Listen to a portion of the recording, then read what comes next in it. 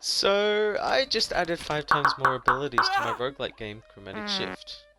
Now, why did I do this? Well, the game is getting closer and closer to release, and despite the core concept of being about combining colours, I've been getting this deep nagging voice inside me saying that there just isn't enough colour combining. So, I decided to add a few spoons of rainbow to my coffee. Just a few. Now, let's go back to where it all started. I spent some time thinking about possible features I could add to improve the interactions between the colours, as well as making the player decisions more impactful. After hours of thinking and some deliberation over ideas, I've decided to do the simplest option and literally the first thing I thought of. What was the point of brainstorming? I'm going to add double colour combos, these being any combination of 2 of the 9 secondary colours combined to create a new ability.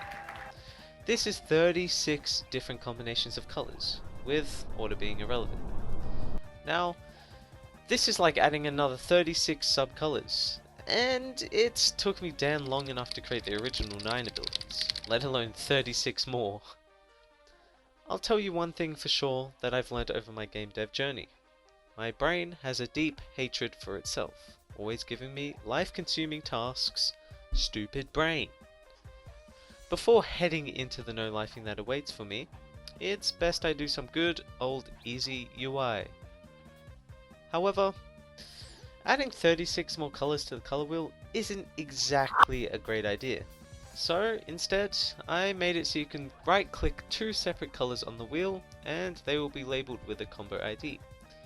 2 colours with the same ID are combined together to make a new ability, which takes the strength of both into account.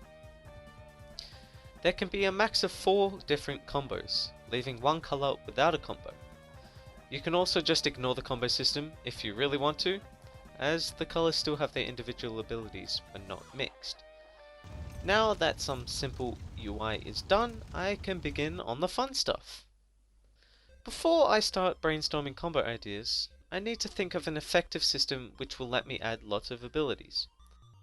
For the original 9 colours, I made separate scripts for all of them. However, it would be very impractical and messy to do the same process for another 36. Instead, I've come up with a strategy of event-based abilities, which happen within the original colour scripts.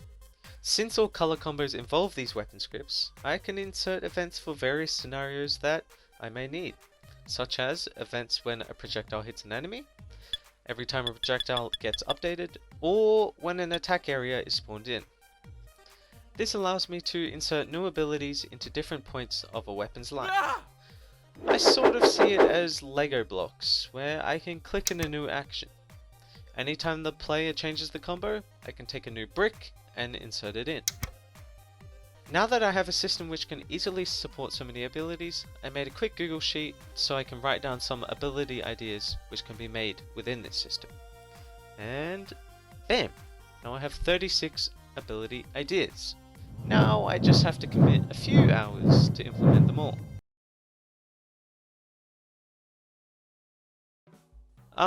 So it took quite a bit of time, but now they're in.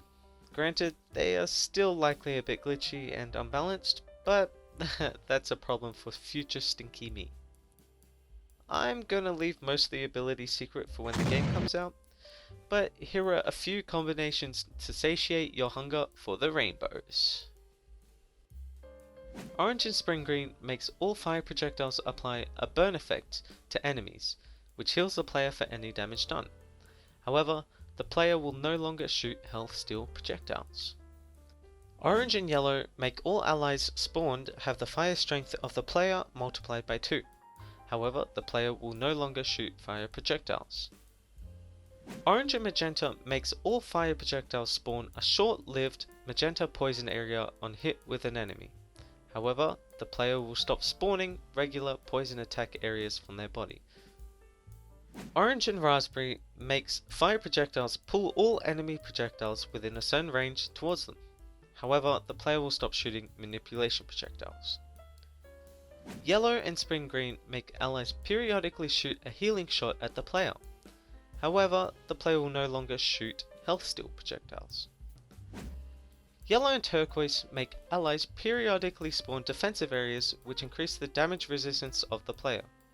However, the player will no longer have shields. Yellow and ocean make all allies spawned have the ocean strength of the player multiplied by 2. However, the player will no longer shoot ocean projectiles. Yellow and magenta gives all allies a poison fog that surrounds and follows them. However, the player will no longer spawn poison areas. Yellow and raspberry make all ally damage, speed, and health increase when the player is close to them. However, the player will stop shooting manipulation projectiles. Turquoise and orange surrounds the shields with fire which burn any enemies that come in contact with them. However, the player will no longer shoot fire projectiles. Turquoise and spring green slowly heals the player over time. However, the player will no longer shoot health steal projectiles. Turquoise and ocean surrounds the shields with waves that slow down any projectiles that come close. However, the player will no longer shoot ocean projectiles. Turquoise and magenta surrounds the shields with poison which poison any enemies that come in contact with them. However, the player will no longer spawn poison area attacks. Alright, that's enough, no more. If you want to see more, subscribe so you can keep up with my game and any future games I make. In the wake of these new abilities, I want to add character effects for poison, fire, and stun.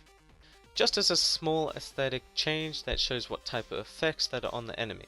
Especially with so many abilities, it can get confusing as to what effects are happening.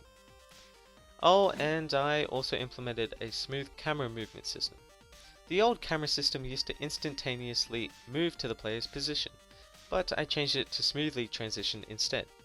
This was primarily done so that I could implement a screen shake effect for when the player is damaged. The screen shake works by offsetting the camera by a small amount in a random direction. It's scaled by the damage that is taken. The smooth camera correction then moves the camera back towards the center point. I think it gives that little bit more impact to things. And that's about it for things I've implemented since the last video. I am hoping that the new color combo system will give a lot more freedom and impact to the color choices. I think this will probably be one of the last major features I add to Chromatic Shift, as there's a lot of playtesting, bug fixes, and general map content I have to do, all of which are very time consuming and quite boring, so I'm not sure if there will be many devlogs before release. I'm also very busy right now, so fitting videos into my schedule is a bit hard. However, that does not mean I'm going to stop uploading altogether. I've got a few things planned and I'm really excited to keep uploading videos. So, it would really help me if you could subscribe to the channel and like this video, or dislike if you think I'm cool. Ha, got you. Anyways, thanks for watching. See you in the next video. See ya.